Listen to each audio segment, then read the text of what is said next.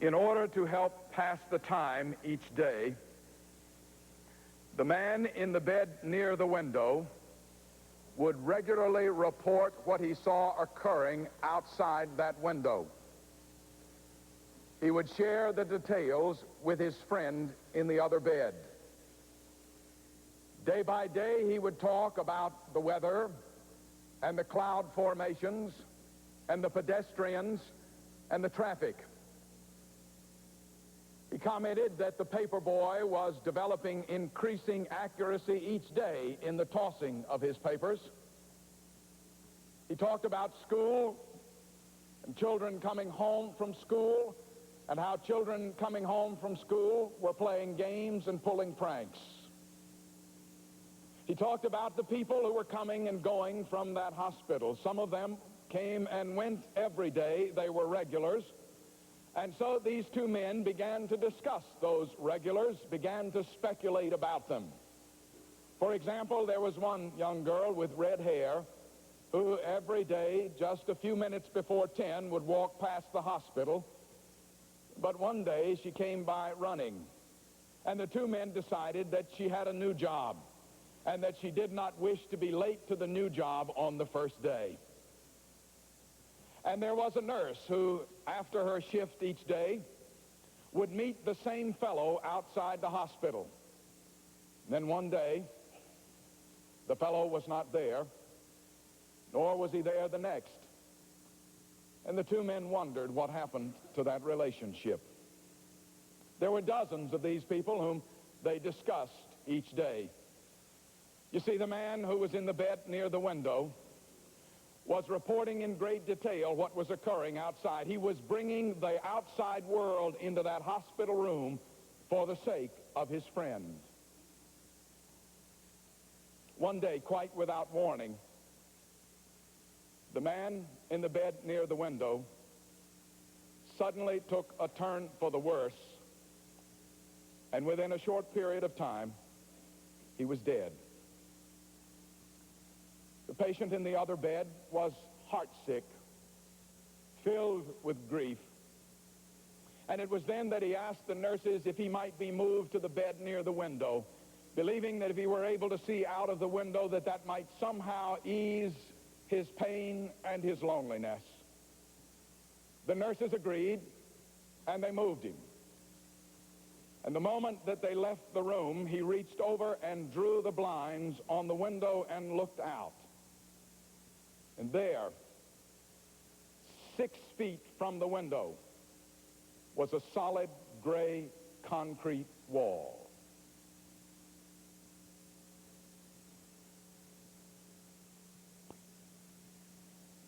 It is deeply moving, isn't it? When we see those who are suffering themselves work so hard to ease the suffering of others. When we see those who are hurting themselves nevertheless push aside their own pain in order to be a blessing to someone else. That is precisely what I see in Jesus on Calvary. That in a moment of intense, excruciating personal agony, Jesus pushed aside his own pain in order to ease the pain of those who are around him. For me, that has always been one more proof of his divinity, one more confirmation that he was who he said he was, God come to us in human flesh. The very fact that in the midst of the pain and agony of Calvary, he could remain so incredibly loving. And that's why I believe that the sign of the divine in any life, the mark of that which is heavenly in the life of any woman or man, is a love which seeks not its own concern, but instead seeks to be a blessing to others. Let me show you how clear it is on that hill called Calvary.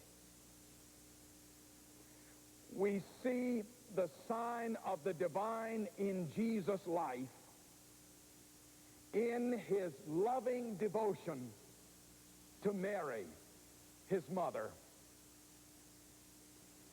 The Bible says very simply, standing by the cross of Jesus was his mother.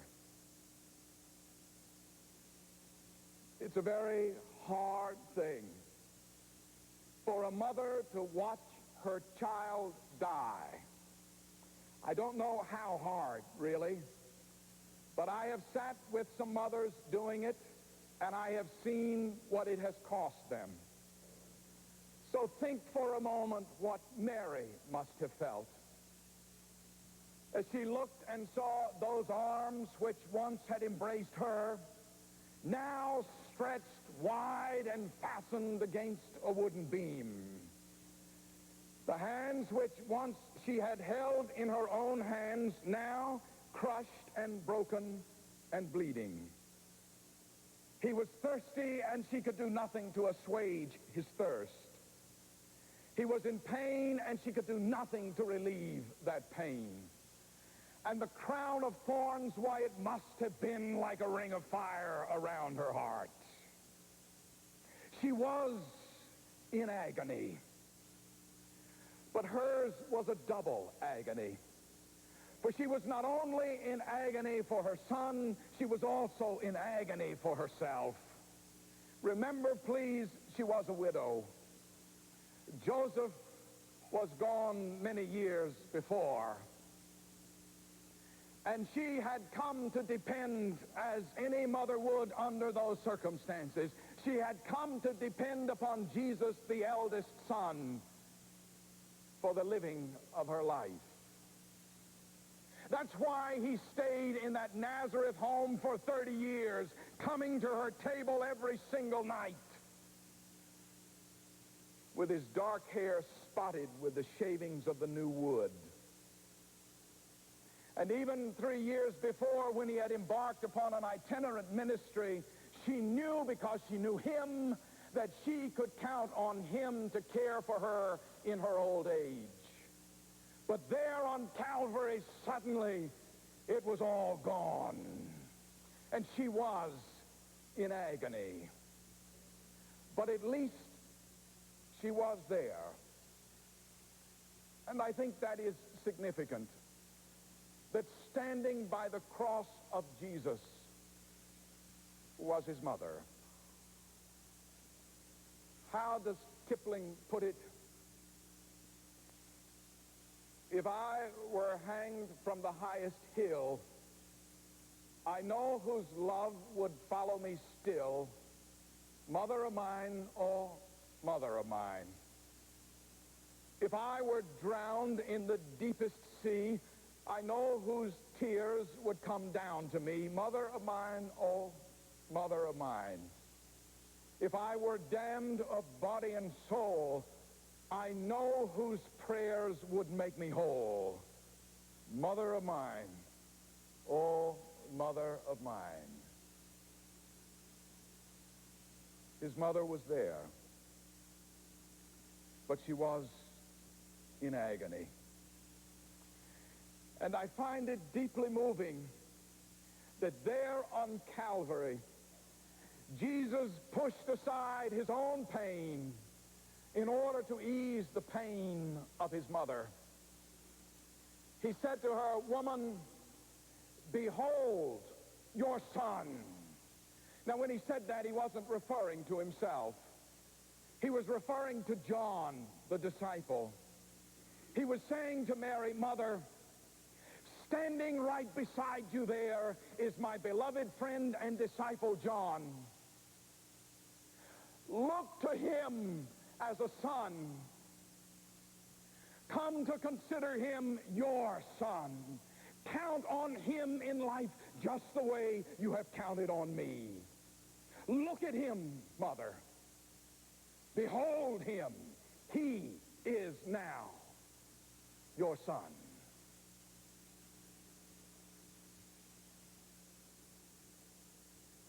The Bible says, from that hour, John took her to his own home.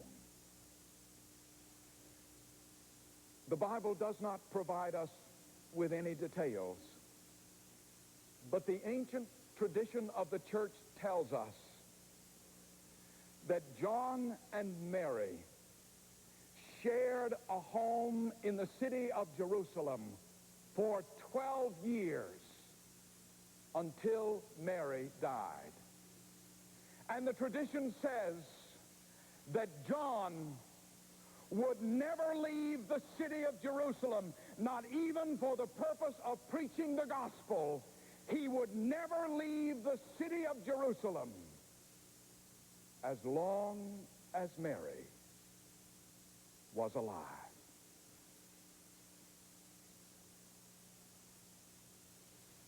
On Calvary, Jesus pushed aside his own pain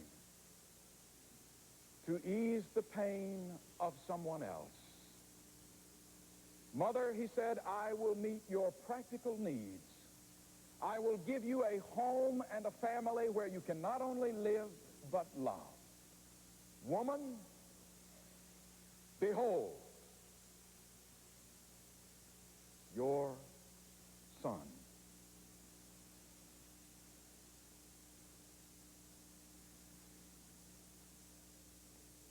But then we also see the sign of the divine in Jesus' life, in his genuine regard for John, his disciple.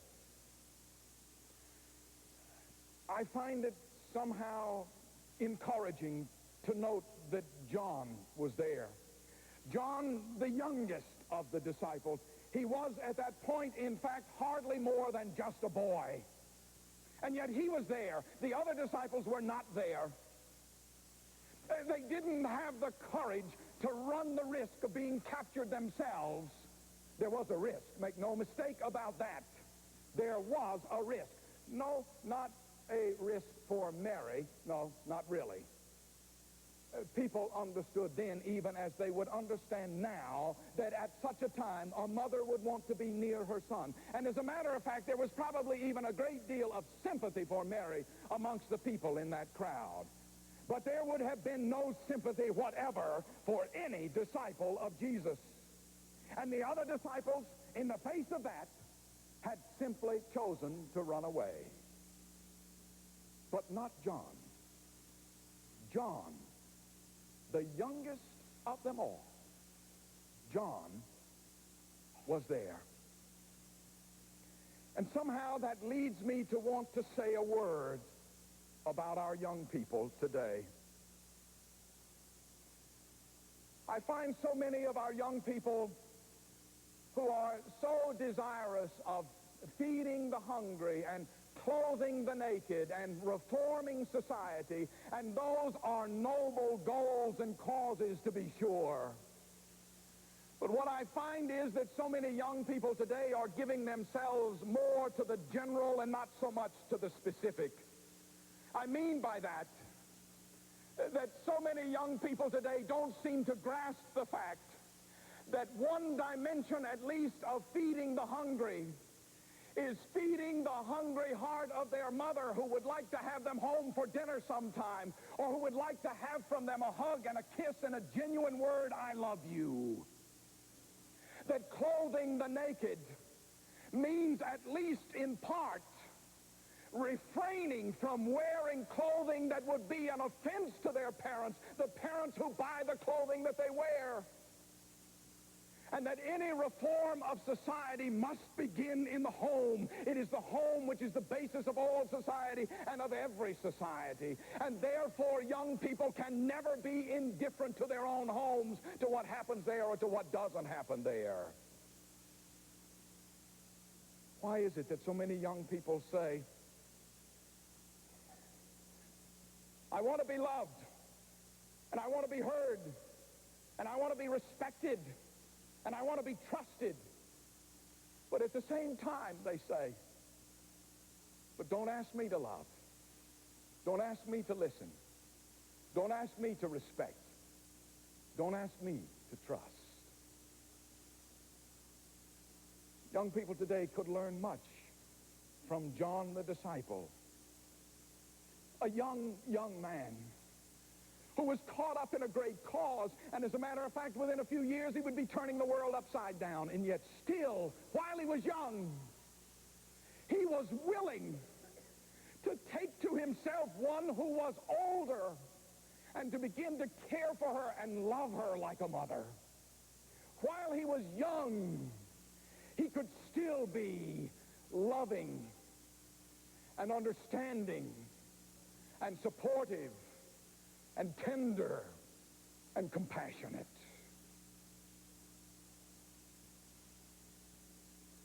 And I find it deeply moving that Jesus on Calvary would push aside his own concerns in order to try to help make life more livable and more lovable for John. He said to him, "Behold, your mother." Understand, Jesus wanted John to be with Mary. Remember that Jesus had grown up in Mary's home. She had been the center of that home because Joseph was gone. Remember that. And it was from Mary that Jesus learned about God. It was from Mary that he learned reverence. It was from Mary that he learned gentleness. It was from Mary that he learned the meaning of costly, loving service. And he wanted John to know the same thing. He knew that Mary would have the same impact on John's life which she had had upon his own life. And so he said to John, look beside you. Your mother.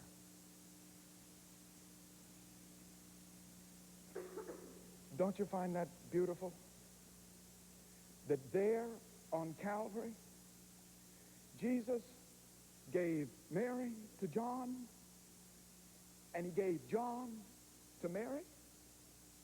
That he gave them to each other. It was his last will and testament.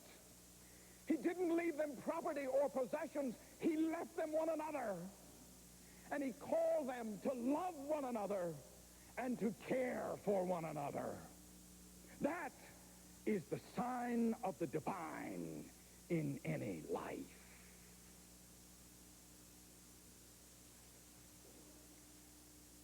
And that leads me to the heart of the matter. The sign of the divine in our lives will be when we push aside our own concerns, seek to be a blessing to others. Understand me, please. I am not talking today about the kind of service we render when we send a check or a get-well card or a bouquet of flowers or a casserole. Those are admirable expressions of love, to be sure. But I am talking today about something so much deeper than that. I am talking about loving so profoundly those who are about you and giving yourself away to those who are about you to such an extent that the cost of it is extracted from your heart and from your soul. And that's so hard to do.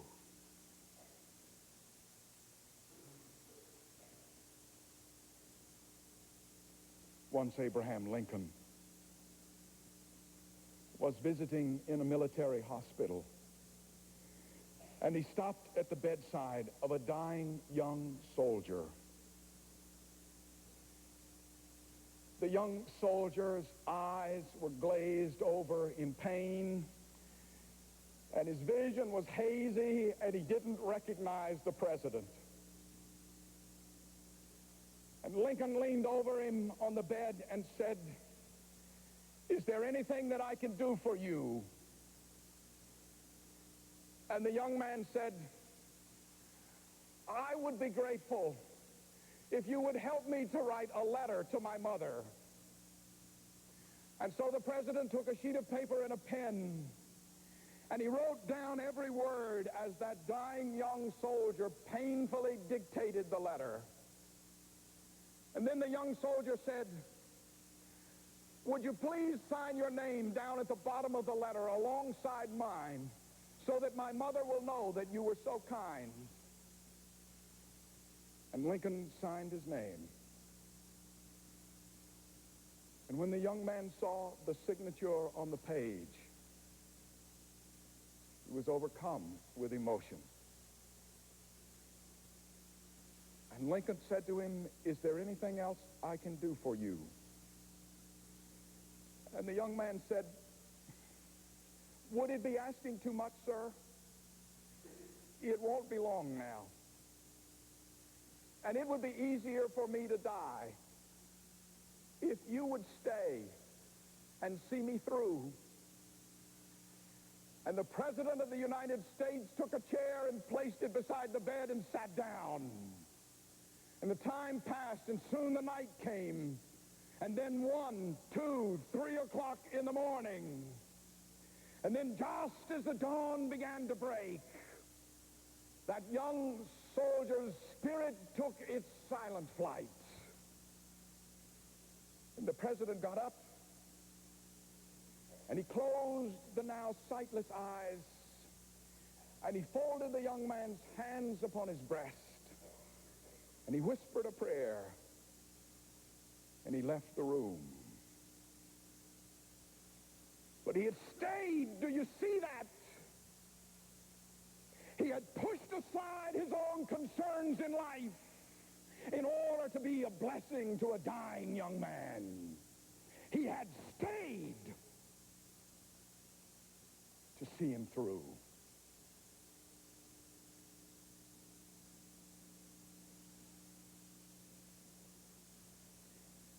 You know, there are only 2 things in life you have to have more than yourself to do. Did you know that? Only 2 things in life you have to have more than yourself to do. One is to get married. And the other is to be a Christian. You can never be a Christian by yourself. Because Christians live for others. Christians are so open to the needs of others that they then open themselves up and give themselves away no matter the cost. Christians are those who push aside their own pains and their own concerns in order to be a blessing to someone else.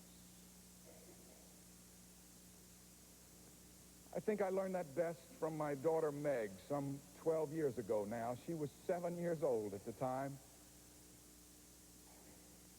I took her with me one day as we went together to serve communion to a woman in our congregation at that time, a woman who was suffering from cancer. We arrived at the woman's home and went in, and Meg watched as the nurse and I engaged in the painful process of transferring this woman from the bed to the wheelchair and then from the wheelchair to the sofa in the living room. And Meg watched as I moved through the service of Holy Communion and administered the sacrament to this woman. And then after it was over, Meg simply got up from where she was seated, and she walked over and she put her arms about this woman's neck and hugged her. The woman was infinitely more moved by the love of a child than by the words of a preacher. When we got back to the car, ready to leave, Meg's face was turned toward the window. She was looking back at the house, and I saw a little hand go up and wipe her eye. I said, "Meg, are you crying?" She turned around, and her eyes were filled with tears. And she said, "Daddy, That woman feels so bad being so sick like that. And that makes me very sad. Do you think we can ask Jesus to help her? The warmth, the love, the sensitivity, the caring, the compassion of a child. That's what it means to be a Christian. So tuck this away someplace in your heart and let it season there for a while before you decide if it's true or not. It is a beautiful thing in life to laugh with someone else. But it is far more magnificent to cry with them.